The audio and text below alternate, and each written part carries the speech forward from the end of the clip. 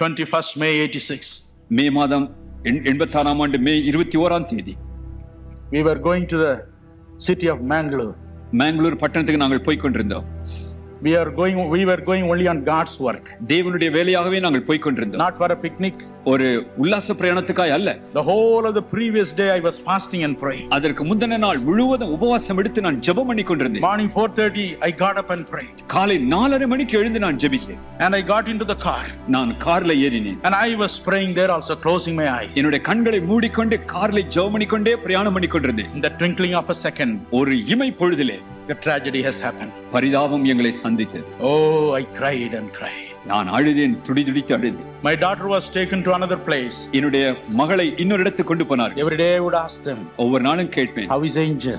Angel எப்படி இருக்கு? I never knew that she and my driver had died. அவளும் என்னுடைய டிரைவரும் மரித்து விட்டார்கள் என்கிற செய்தி எனக்கு தெரியவே தெரியும். Cried and cried. நான் அழுதேன். I am going to cry for my lifetime. என்னுடைய வாழ்நாள் முழுவதும் நான் அழுது கொண்டுதான் இருப்பேன். Everything and anything in my home reminds me of her. என்னுடைய வீட்டில் இருக்கிற ஒவ்வொரு பொருளும் என்னுடைய மகளை ஞாபகப்படுத்துகிறது. When the Holy Spirit comes upon me, பரிசுத்த ஆவியானவர் என் மேல் இறங்குகிற பொழுது, when Jesus comes and talks to me, இயேசு வந்து என்னோடு பேசுகிற பொழுது, when saints of God comes and talks to me, தேவனுடைய பரிசுத்தவான்கள் வந்து என்னோடு பேசுகிற பொழுது, a great spiritual power come to me. ஒரு தேவனுடைய ஆவிக்குரிய வல்லமை என் பேர்ல இறங்குகிறது. When I look at the picture of Angel, ஆனால் என்னுடைய மகளுடைய படத்தை நான் பார்க்கிற பொழுது, today I was going through my sermon notebook. இன்றைக்கு என்னுடைய பிரசங்க நோட்புக்கை நான் புரட்டி கொண்டிருந்தேன். The last sermon I saw, நான் கடைசி பிரசங்கத்தை பார்த்தேன். she has written it down for me. அவள் அந்த பிரசங்கத்தை எனக்காக எழுதி வைத்திருந்தாள். I saw her handwriting. அவளுடைய கையெழுத்தை நான் பார்த்தேன். And I cried. நான் அழ ஆரம்பித்தேன். I am going to cry for my lifetime. என்னுடைய வாழ்நாள் முழுவதும் என் மகளை நினைத்து நான் அழுவேன். There is a scar in my heart. என்னுடைய இருதயத்திலே மாறாத வடு A scar in the heart of my old father. என்னுடைய வயோதிப தகப்பனாருடைய இருதயத்திலே மாறாத வடு விழுந்து My விட்டது. father is a tower of strength for me. எனக்கு என்னுடைய ஒரு பலன் உண்டானால் என்னுடைய அப்பாவாக்கும், My wife and my son, மனைவியும் என்னுடைய we மகன், are going to carry a scar in our hearts. எங்களுடைய இருதயங்களிலே மாறாத வடுவை நாங்கள் சுமந்து கொண்டு போவோம். But these agonizing experiences have brought two things in my life.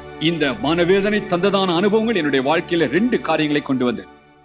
Jesus gave me a young partner's plan to be a blessing for the youth.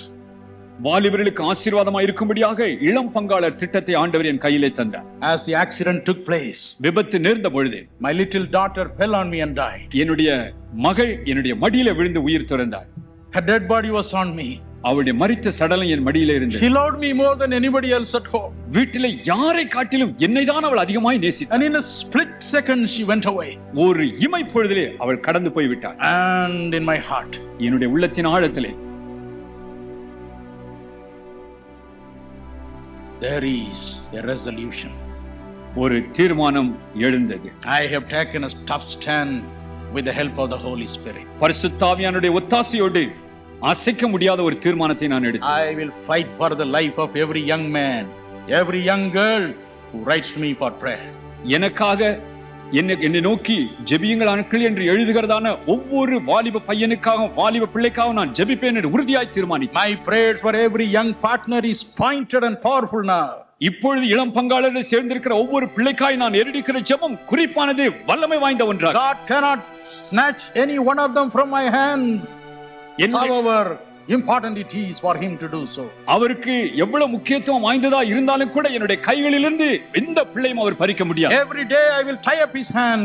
ஒவ்வொரு நாளும் நான் அவருடைய கரத்தை கட்டுவேன். I will shed tears of blood for them. அவர்களுக்காய் வேண்டி இரத்த கண்ணீர் நான் வடிப்பேன். I will tell God, நான் ஆண்டவரிடத்திலே சொல்லுவேன், today I am putting them under the blood of Jesus. இன்றைக்கு ஆண்டவரே அவர்களை உம்முடைய இயேசு கிறிஸ்துவின் இரத்தத்திலே நான் பொதிக்கிறேன். Nothing can happen to them. ஒன்றாகிலும் அவர்களுக்கு நடக்க முடியாது. Nothing should happen to them. ஒன்றாகிலும் அவர்களுக்கு நடக்க கூடாது. You must protect them. நீர் அவர்களை பாதுகாக்கத்தான் வேண்டும். Yes, I am going to fight with him every day. ஒவ்வொரு நாளும் நான் அவரோடு போராட போகிறேன். I am going to fight for everybody who writes to me for prayer in a greater measure. எனக்கா என்னை நோக்கி ஜெபிங்கள் என்று கடிதம் எழுதுகிற ஒவ்வொருவருக்காக இனிமேல் தீவிரமாக நான் ஜெபிக்க ஆரம்பிப்பேன். Especially the sick people. விசேஷமாக வியாதியஸ்தர்கள். I am not going to allow sickness to take away the lives of the people so easily hereafter. இனிமேல் லகுவிலே வியாதிகள் மக்களுடைய உயிரை கொள்ளைகொள்ளும்படிக்காக நான் விட போவதில்லை. Whether you write a postcard or just send a telegram, we will fight for your life. நீங்கள் ஒரு சாதாரண போஸ்ட் கார்டு எழுதினாலும் சரி, ஒரு தந்தி எடுத்தாலும் சரி, அவருடைய உயிருக்காக நான் இனிமேல் தொடர்ந்து போறேன். Our prayers shall be more powerful and concentrated hereafter. இனிமேல் எங்களுடைய ஜெபங்களானது மிகவும் தீவிரமடைந்ததாய், வல்லமை படைந்ததாய், குறிப்பு பொருந்தினதாய். We will tell him, you have to do this now. ஆண்டவரே, இந்த காரியத்தை நீர் செய்தாக வேண்டும் என்று குறிப்பாய் நாங்கள் I will not allow this young man to be taken away. இனிமேல் இந்த வாலிப பிள்ளைகள் எடுபட போவதை நான் ஒத்துக்கொள்ள முடியாது. I am not going to allow this sick man to die. இனிமேல் இந்த வியாதியஸ்தன் சாவதை நான் ஒத்துக்கொள்ள முடியாது. We will fight with him tooth and nail. நாம் இனிமேல் மிக கண்டிப்பாக உறுதியாக ஆண்டவரோடு போராடத்தான் செய்வோம்.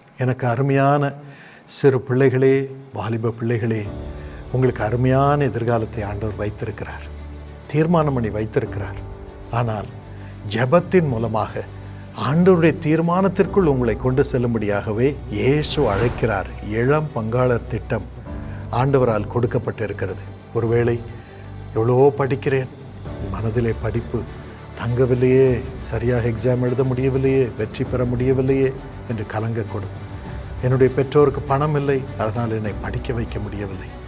இன்னும் என் குடும்பத்தில் ஒரே சண்டை, சச்சரவு, பிரிவினை, கோபம், இழப்புகள், இதனால் என்னால் கான்சென்ட்ரேட் பண்ணி படிக்க முடியவில்லை. இன்னும் எனக்கு ஞானம் இல்லை, ஞாபக சக்தி இல்லை, இன்னும் எவ்வளோ டிஸ்ட்ராக்ஷன்ஸ் இருக்கிறது, அதனால் படிக்க முடியவில்லை என்றெல்லாம் நீங்கள் கலங்கி கொண்டிருக்கக்கூடும்.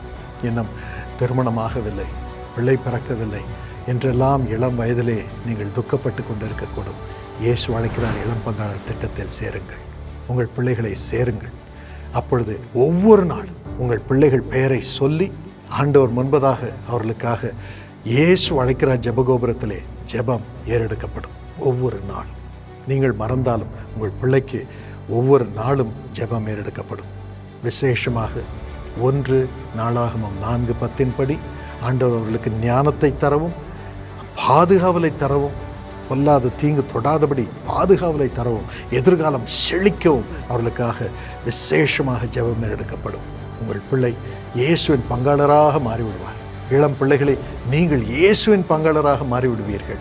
ஆகவே ஆண்டவர் இயேசு கோடிக்கணக்கான ஜனங்களை இயேசு அழைக்கிறார் ஊழியத்தின் மூலம் ஆசீர்வதிக்கும் பொழுது உங்களை நினைத்து உங்களை ஆசீர்வதித்து உங்களை பெருக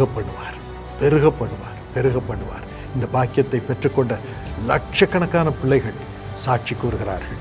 நீங்களும் பாக்கியம் பெற வேண்டும். ஆகவே இப்பொழுதே இன்றே இளம்பங்காளர் திட்டத்தில் சேர்ந்து விடுங்கள். விசேஷமாக பரீட்சை எழுதும் போகும் முன்பதாக இந்த திட்டத்தில் சேர்ந்து விடுங்கள், பாக்கியம் பெறுங்கள். எப்படி சேர்வது என்பதை குறித்து நண்பர் கூறுகிறார், கவனித்து கேளுங்கள். அநேகருடைய கண்ணீர் துடித்து வரும் இயேசு அழைக்கிறார் ஊழியத்தில் எங்களோடு இணைந்து உதவிட நீங்களும் இன்றைய இளம் பங்காளர்களாக இணைந்திடுங்கள். இளம் பங்காளர்களாக இணைந்திட 9840090477 என்ற தொலைபேசி எண்ணை தொடர்பு கொள்ளுங்கள்.